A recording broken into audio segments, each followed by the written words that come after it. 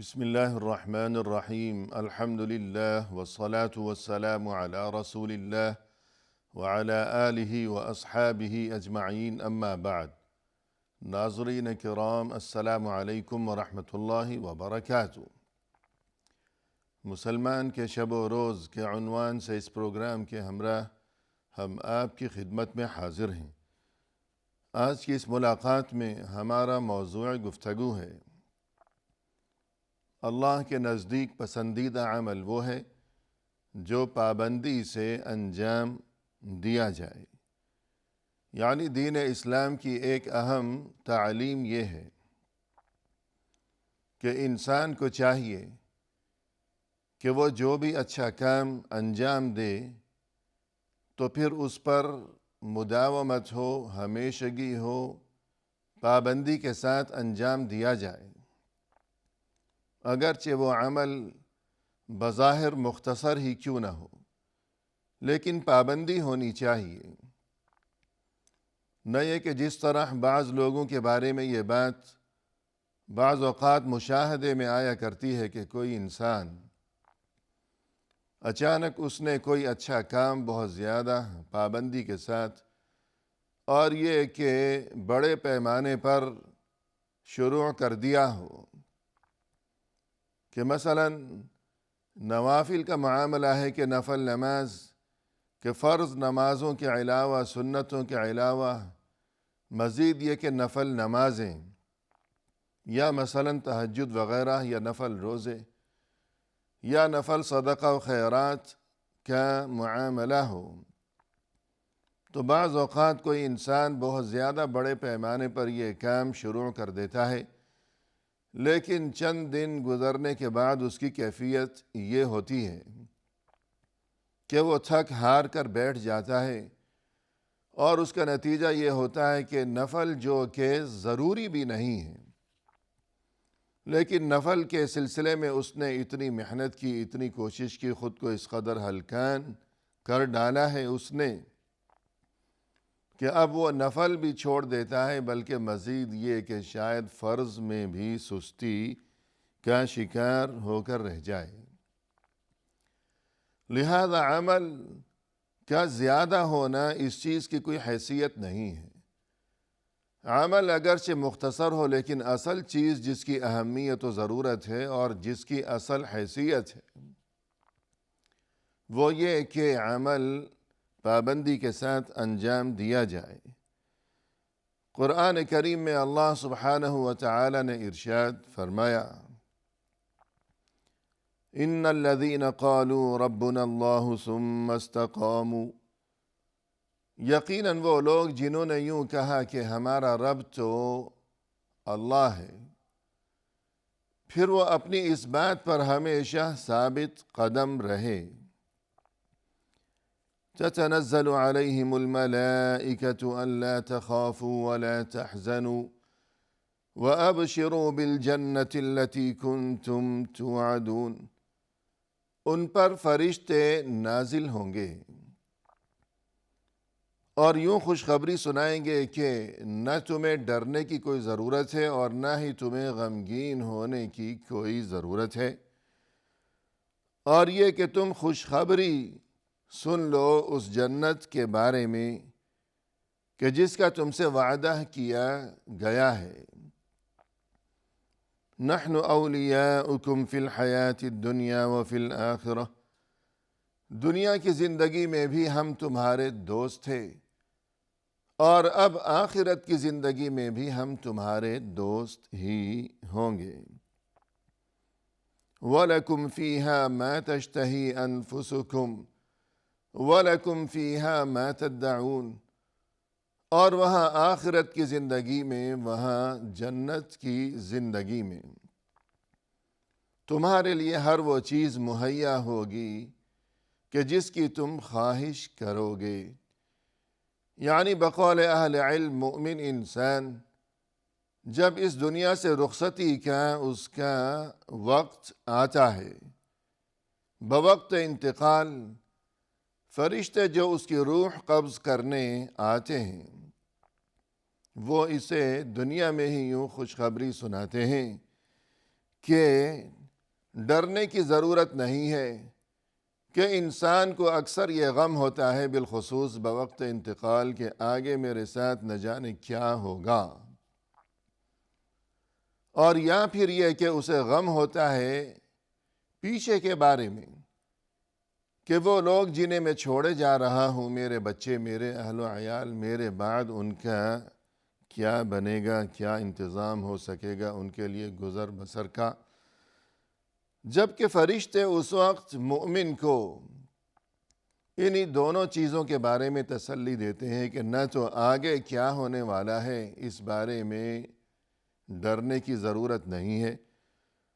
اور جو پیچھے رہ جانے والے ہیں تمہارے اہل و عیال، تو ان کے بارے میں غم کرنے کی اور فکر کرنے کی کوئی ضرورت نہیں ہے۔ اور پھر یہ کہ جنت کی خوشخبری دیتے ہیں اسے۔ تو یہ ان لوگوں کے ساتھ یہ معاملہ ہے کہ جنہوں نے یوں کہا کہ ہمارا رب اللہ ہے، پھر اپنی اس بات پر جو ہمیشہ آخری سانس تک، مرتے دم تک ثابت قدم ہی رہے۔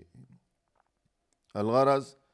جو بھی اچھا کام ہو یا اچھی بات ہو یا اچھا عقیدہ و ایمان ہو،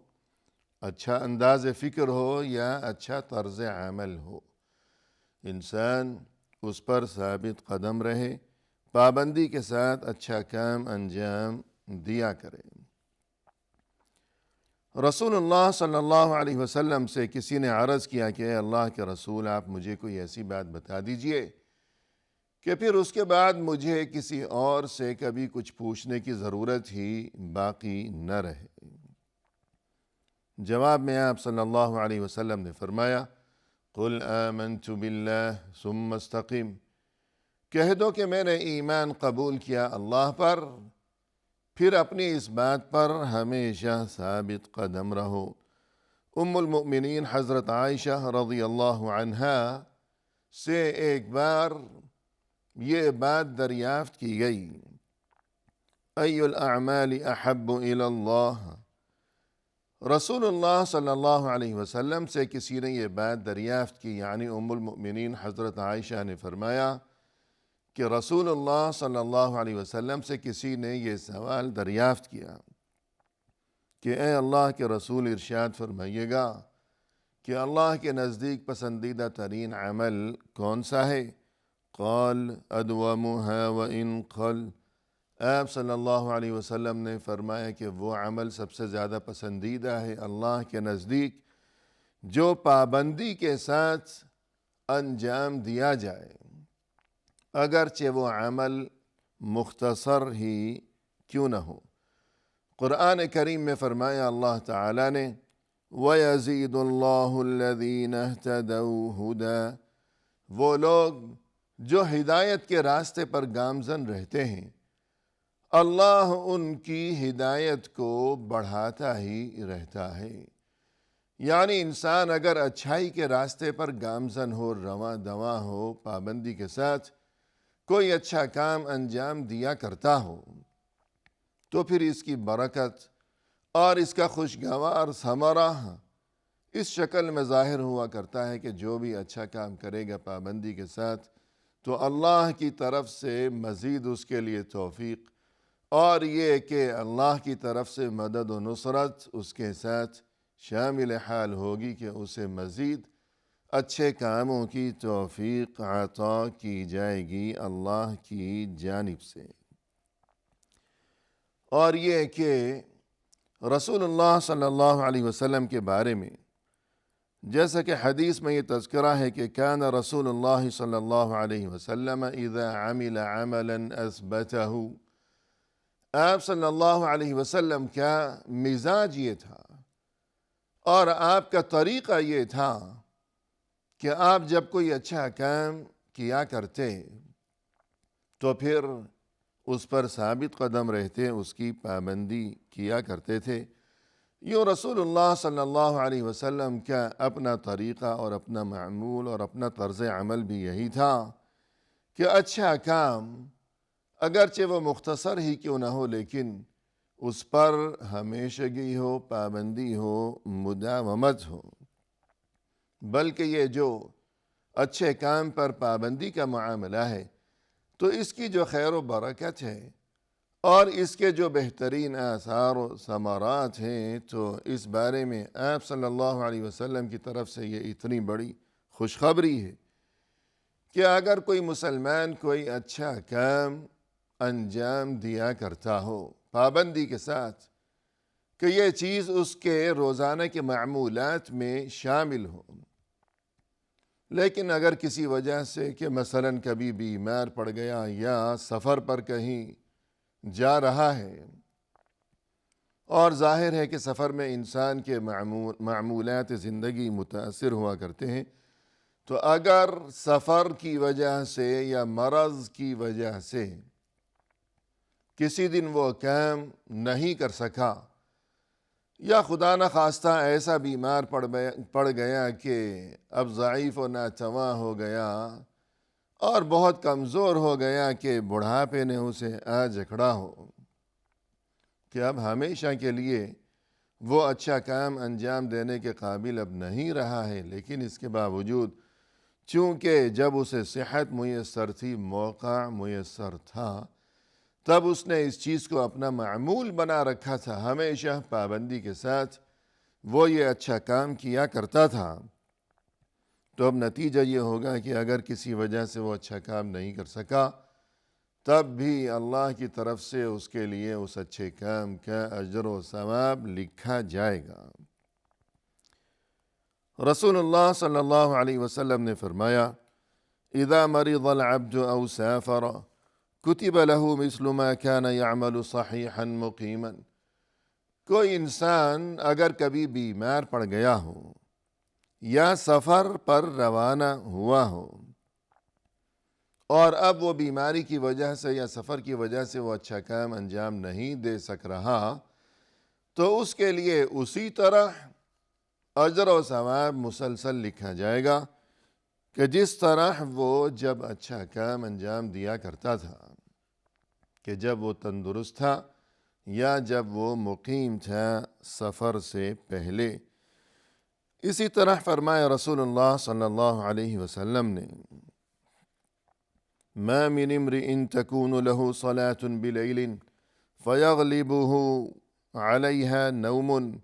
إلا كتب الله له أجر صلاته وكان نومه عليه صدقة۔ وہ شخص جو کہ پابندی کے ساتھ قیام اللیل یعنی تہجد کی نماز پڑھا کرتا ہو، پھر کسی دن وہ بیدار نہیں ہو سکا، اس کی آنکھ نہیں کھلی، حالانکہ اٹھنے کا ارادہ تھا، پختہ نیت تھی،